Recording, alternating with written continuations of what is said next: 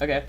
Alrighty. Well, I I'll wanted take to us do I wanted to do some cool stuff from the office. I bought that cool camera. Can't mention what brand it is for obvious reasons. And I just wanted to work on just stream equipment from here so that we can stream and do other things. So you're the actual test subject. Oh, here. nice. And I thought, well, League is kind of a sensitive topic right now, and I didn't want to bring in any League person. Okay. Because when you have a down season, you just don't want. Because I don't know what to say, I don't know what's going on, and I feel like that'd bring like drama. A negative Yeah. feel to. Apparently, we're doing a Shine preview AMA with PewPewU. Yeah. So you're the test subject. I know Smash. I am in the Smash community. I don't quite feel the same way with League. Mm-hmm. And I was just like, okay, Kevin will be the perfect test subject. Okay. Anyway, so, you've had a pretty good successful summer. So have you, how's it been? You just came off a weekend where you finished in 4th at Super Smash Con. Nail-biting set, Game 5. But, overall, how do you feel?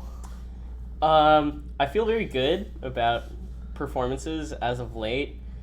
And there's a steady increase in motivation, but I want to note that it's not a spike in motivation. I think there's been for me personally in the past, sometimes I'm very motivated and sometimes I'm not very motivated. At this point, it's been a steady increase, and I think that's mostly because preparation's been good and the way I've been feeling about my life's been good, and so I think it's just coming across really well. So, yeah. So what do you mean by preparation then?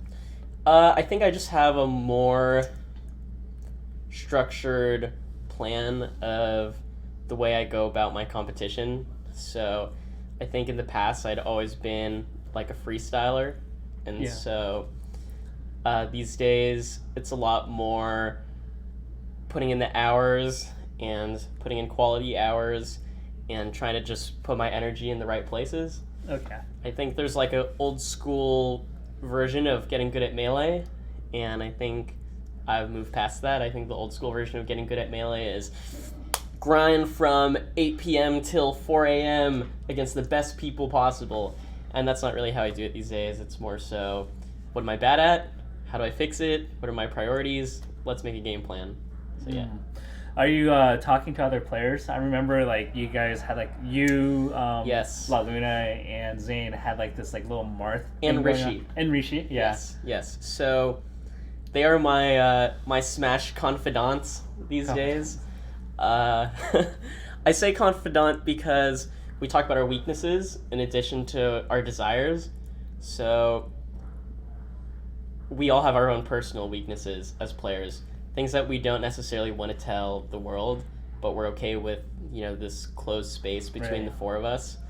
And also our desires, maybe not so much I want to destroy this guy, but I wish to get better at these things. And so the three others offer this one-member council, and it's more of a group effort of 4 Marth players bring each other up. Okay. And then I imagine it must get pretty weird if you guys encounter each other in bracket, if you guys have Marth Dittos then, because you guys Right. So I helped Zane with a Marth Ditto, and then he 3-0'd me the last time we played. But I can't be mad. It's because it's part of the growing process, and that's just one of the things, maybe that's going to set me back, but it's going to make me better in the long run. Why is Mutaking not in it?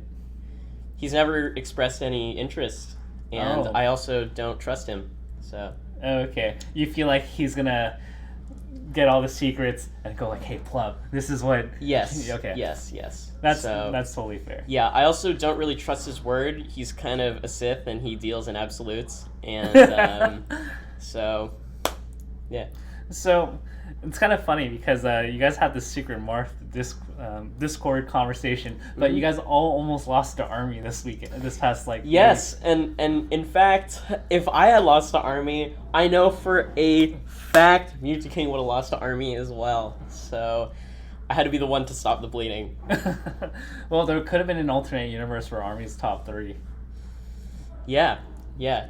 So, walk me through some other things, because I think earlier in that bracket, I saw Gatsu versus PewPewU, and I was talking in the office, I was like, oh no, that's kind of a potential disaster, like Hmm. upset. Like if I saw Gatsu beat PewPewU like 3-1 or 3-2, It's not too surprising. yeah. Right? Even though I would consider you like a light favorite, I wouldn't be surprised if you got upset. So Mhm. Falcon matchup, walk me through that. Falcon matchup has been something that I've actively tried to improve on constantly. So there are some matchups where I've learned it, and it's like, okay, I've learned you. I'll revisit you when I need to. But Falcon is constant maintenance, and Yeah. so what really changed as opposed to Kevin 2 years ago or a year ago is generating like a game plan and not I have a baseline game plan for Falcon, and then I have my individual game plan, Nun game plan, Johnny game plan, Gatsu game plan, Wizzy Yeah. game plan, and it all revolves around an idea, which is inspired by a Japanese game show, and it's where they put a piece of Scotch tape on a cat, and the cat struggled to move, and it was like contorting itself, and it really struggled to go anywhere and exist. And so you'll notice whenever I fight these Falcon players, I wear the tag that just says tape. And the motivation is to make this Falcon feel like that cat with tape on it. And Okay. like they can't move. And so that's kind of, that puts me in a good mindset to fight Falcon. I feel like the one thing that changed for my mindset against Falcon was I used to play like full screen, and then I almost lost to Silent Spectre, and I was like, wait, this strategy actually sucks. And I watched Cactar play the matchup, and he was in Dart, and I was like, they're always in their face. I'm like, Yeah. that's so much better. Cactar always wants to get behind Falcon, which just that scares me. But I mean, it's very effective. So Yeah. Okay, so you've overcome that, and then a lot of times Fox, that ever so lovable Fox, is the bane of was the bane of youth for a while actually. Yeah, So like, what are yeah. some improvements you made in that matchup? At the start of the year, that was the struggle matchup, and what really helped me was, first of all, swallowing my pride. Second was Wait, what do you mean by that? Like, I mean, I'm great at comboing foxes, but playing the neutral, edge guarding them, being efficient, that's a totally different story. But in my mind, I was good against Fox until these foxes started destroying me, and so in my mind, it's like, am I bad in general, or am I bad against Fox? What is my problem? And so I went into the lab with Zane, and I refer to these as the Zane sessions, where my mindset changed about, well, first of all, my mindset changed about Fox, but more so my mindset changed about the way I want to play this video game. yeah, And I think if I were to say what the big change was, it's that I'll never stop being a student of Smash, and I'll never know everything. yeah. I feel like that's like a big hurdle for a lot of people, because when you kind of go into it, you're like, yeah, like I played this game for like a decade. Like, what do I need to learn? And I feel like that mindset for me was what hurt me a lot. Was not learning like anything from like shield dropping. I'm like, okay, I'm fine. I'm like good enough. I don't need this new stuff. And that's probably where I plateaued the most. So I totally relate to that. Yeah. I'm also like, I was very much a prideful person, and I think I've moved past that. I'd like to say I moved past that a bit. So I think it's a daily battle, because you feel good about Absolutely. winning and succeeding. You have evidence to suggest that you're an expert in this, and it takes that like smack to the face of like, oh crap, like I can still get better. right, and that's really what it is. Speaking of old people with a lot of experience, shouts to Hugo for that cool tournament they're running in about a month, the roast. But you actually struggled against Samus too a little bit, but then you had Hugo's number at Evo. So what happened there? So I mentioned Fox was my struggle matchup. Samus has been my struggle matchup, and so it's been an effort from Bobby and I to rebuild, and kind of just because the Samuses have evolved a lot in a number of ways. One is getting up from the ledge. They're so much better at getting up from the ledge. That's something that a lot of people don't realize is so important in the matchup is Marth's ability to hold center, and a lot of times I was giving it up against these Samus players. I kind of just learned the ranges, the options to maintain that kind of sense of control. Yeah. And things kind of fell into place from there. I wouldn't say that I had Hugo's number because I beat him in one set of 2 out of 3, which is 2 games, and they were both on the same stage, both on FOD. So I wouldn't say that I've become a master at Samus, but yeah, against Hugo, I think I just put what I had learned in our sessions to, the game and killed him really efficiently and ran away with it. And I feel like he's probably going to come back with a new game plan to play. Absolutely. And I'm ready. So, other than really Swedish Delight, where you kind of just play Fox, it seems like that's the kind of thing you do. Are there kind of any other moments where you're feeling like Marth isn't going to carry me in this matchup, and you have to switch to Fox? Interestingly enough, after this past weekend at SmashCon, kind of felt like Marth is going to be my go-to for every matchup. So, I think it's about time that I start playing Marth against Sheik again a lot more. Yeah.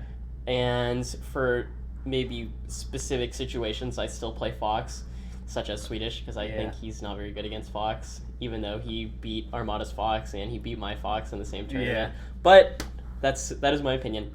And no, I think I've had more faith in Marth than ever as of late. Okay, so switching to the outside of the top 6 to transitioning in the top 6, you got your opportunity to play Armada again. Yeah. How did that end up going for you? So I lost 3-0, but it was kind of a close 3-0. I got absolutely baptized in the first game on Yoshi's Story, and I realized, wow, this is very cramped here. Yeah. And I didn't really like it.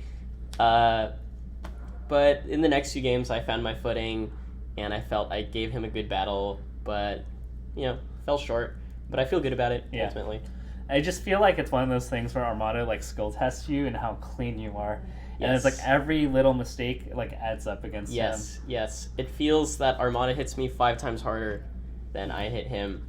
And there are moments where he tests me, exactly what you were saying. So he tests my patience, or he tests, he gauges how aggressive I'm going to be in a situation where Martha's winning, and he gets in your face about it.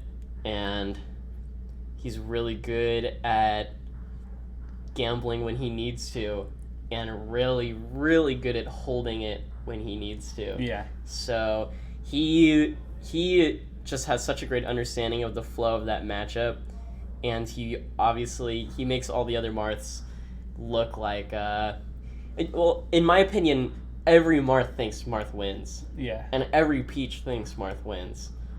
Yet he has not lost to any Marth but Mewtwo King. Yeah. So. In recent years. Yeah. Yeah. And then on the flip side, in Losers, you got to get Mewtwo King, and for whatever reason, you seem to do well at SmashCon every time against him. Yeah. I don't know. I beat him in a best of 3 last SmashCon, I believe. And then this SmashCon, we really went at it. I've done well at all 3 of the SmashCons. I've top 8'd all of them, which is weird, because I'm not really one to top 8 at, consecutive years of a tournament. Yeah. I mean, you had that 9th place curse where you'd run into Axe every... Yeah, but it was interesting because Evo this is rewinding 2 years ago when I first made top 8. Yeah. First broke the curse. I did it at Evo, and then there was maybe a 2-week break, and I went to SmashCon, and I did it again. I was like, yes, I'm real. Yeah. I'm a real top 8 finalist. And I think it's also because SmashCon has a vibe that I really like.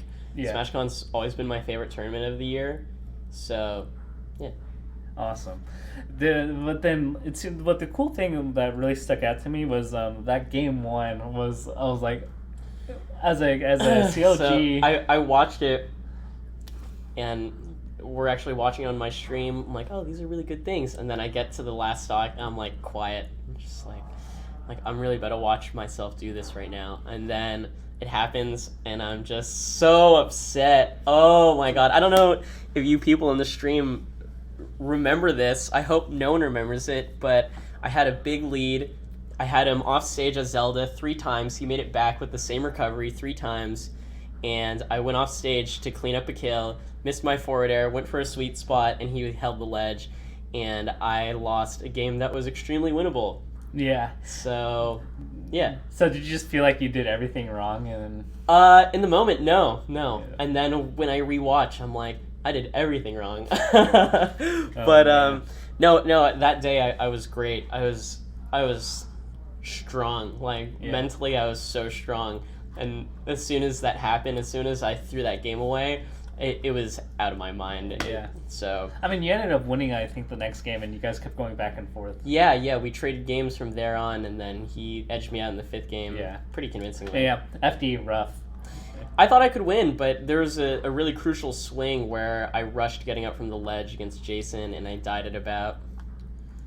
got hit at about 58% and died without my double jump, which is something that's very rare from me, I feel. Yeah. I rarely don't have good DI, plus I don't have my jump, so... I don't know what it is about, like, the Santa Cruz water, because you and Shroom, Dwan, like, are both so painfully annoying to kill. Yeah. I mean, neither of us live in Santa Cruz these days, but... Your roots are there. Yeah. I think our recoveries against one another, well, we were forced to become great at recovering because we played against each other so much. That makes sense. You know, you're getting some comments that you're kind of bulking up, you're looking swole. Are you hitting the gym? I am hitting the gym. I go to the gym 5 days a week normally. Yeah. And it's been great trying to get on the health grind, and it's what am I trying to say? It's been kind of like a rebuilding of my life. Yeah. And I know the corny thing to say is like, oh, the gym changed my life. But I think I changed my life first and foremost, and then the gym is just a very supplemental part of my health. So. I think a gym reflects like the discipline involved with it, and often right. when you have that discipline, it's a reflection of like internal choices you have to make. Right. So I've been extremely disciplined about that because I really enjoy it. Yeah. But it's not me purely being addicted to exercise. It's me being addicted to discipline. Yeah. And so that's what it's been about. That's totally cool because I'm on the opposite end of the spectrum.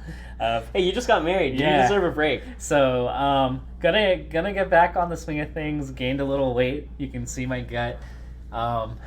But man, when you go through like the honeymoon and the family like going out and all the friends that want to eat out with you, it adds up really quick. And all the preparation for the wedding. I doubt that you had much time to, get your gains on. No, like I gotta say, like the last 3 months were crazy because I transitioned, or 4 months now, transitioned out of my old job, came to CLG. Mm-hmm. Got this gnarly 104 flu for like 2 weeks. Oh, and then I had to deal with moving,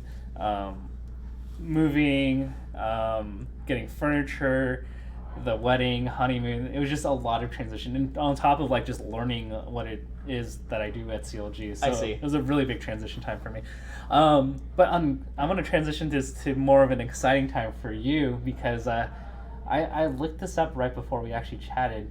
You and SVET have not lost a tournament in doubles since EGLX back in March. Unless Really? there's something that... Because you couldn't... Really? Well, you guys won EVO, Super Smash Con, Smash and Splash, Flatiron, and Full Bloom. Wow.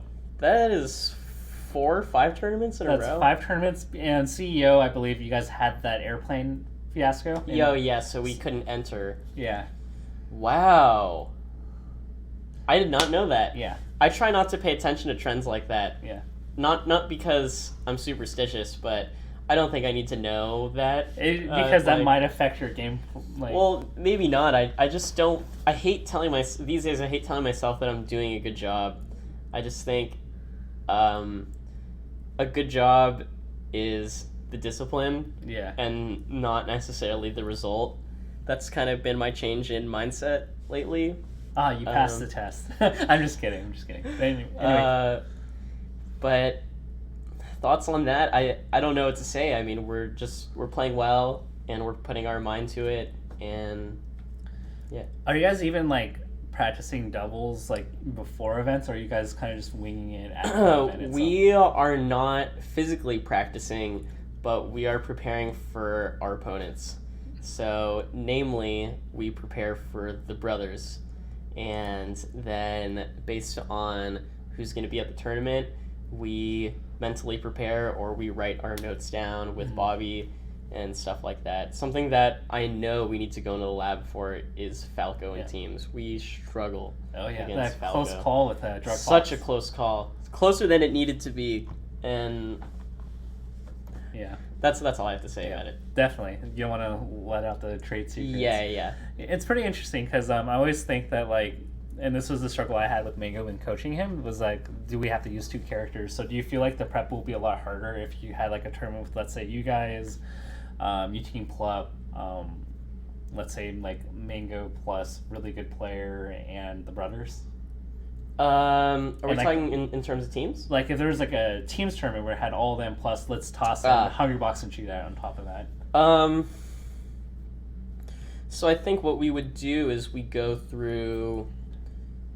If the bracket is released, then we look at our bracket first, and then we identify what teams are going to be there. Yeah. And we'll, maybe dedicate an hour to going through each teams and saying strengths, weaknesses, our struggles, and what has worked in the past. So stuff like that. So I guess it wouldn't be like grinding, but it's creating like a framework for our mindset.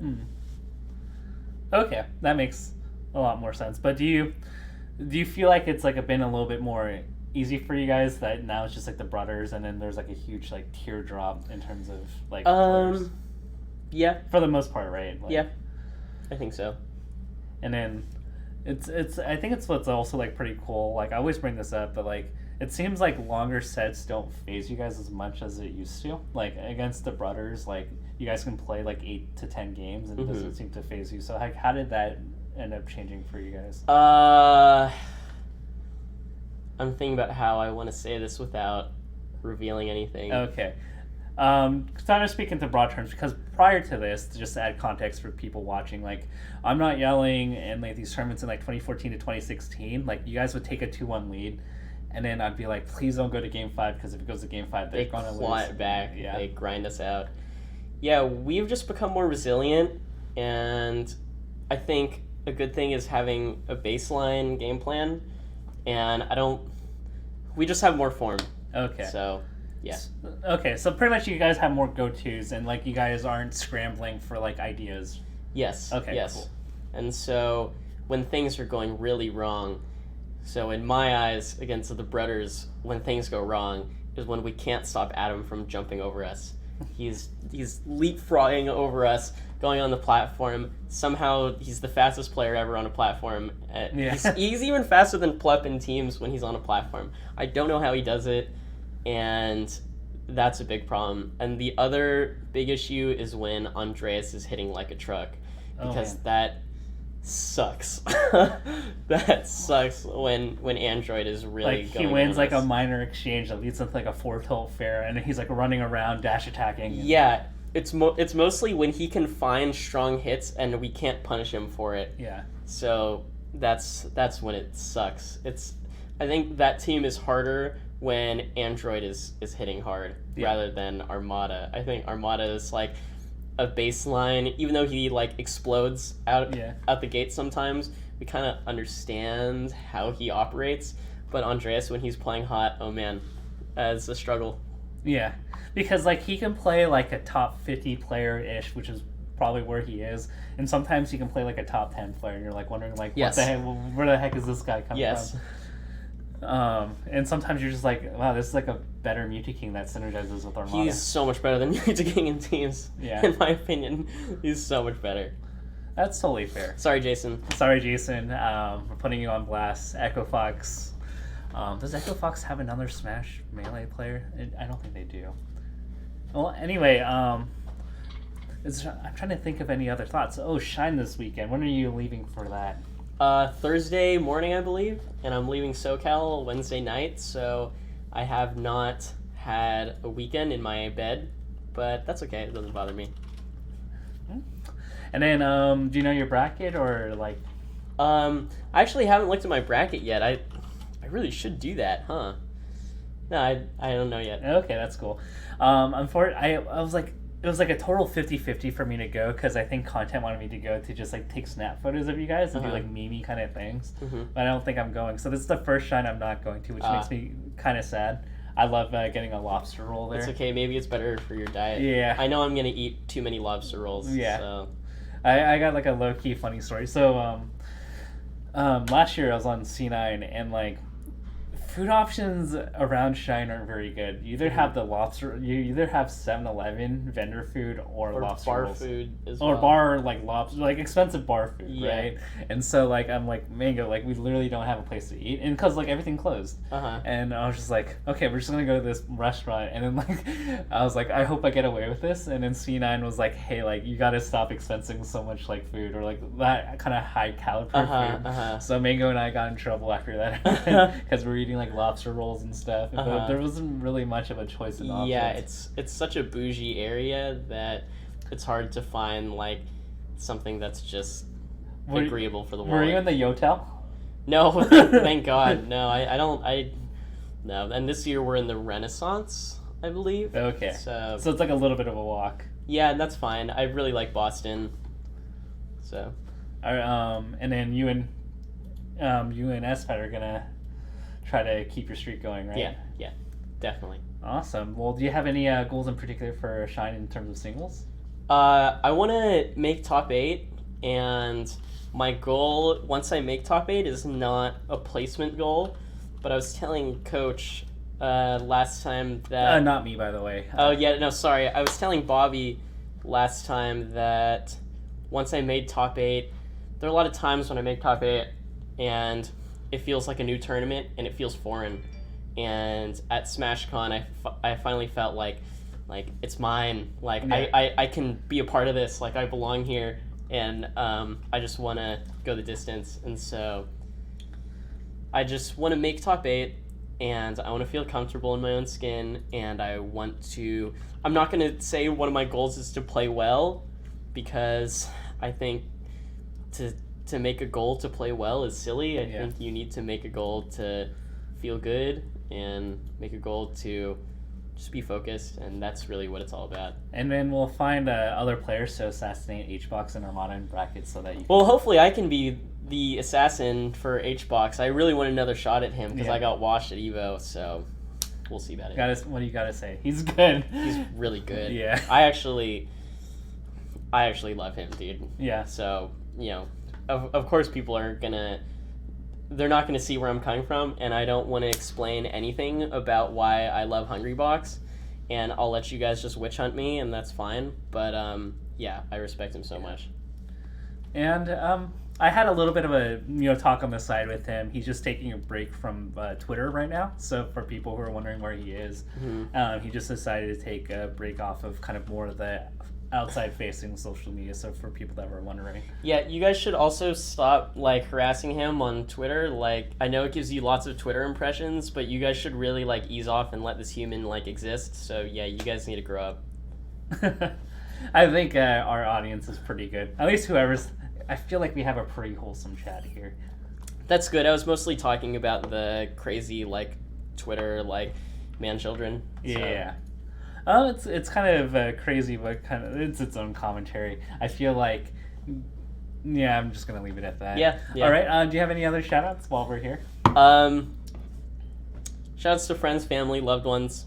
You guys are awesome, and of course CLG. Awesome.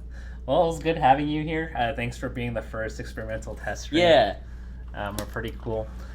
Thank you guys for tuning into the stream. We'll have a little bit more. And before I forget why I did this in the first place, 15% off Movement watches. Link is in the Twitch panel below.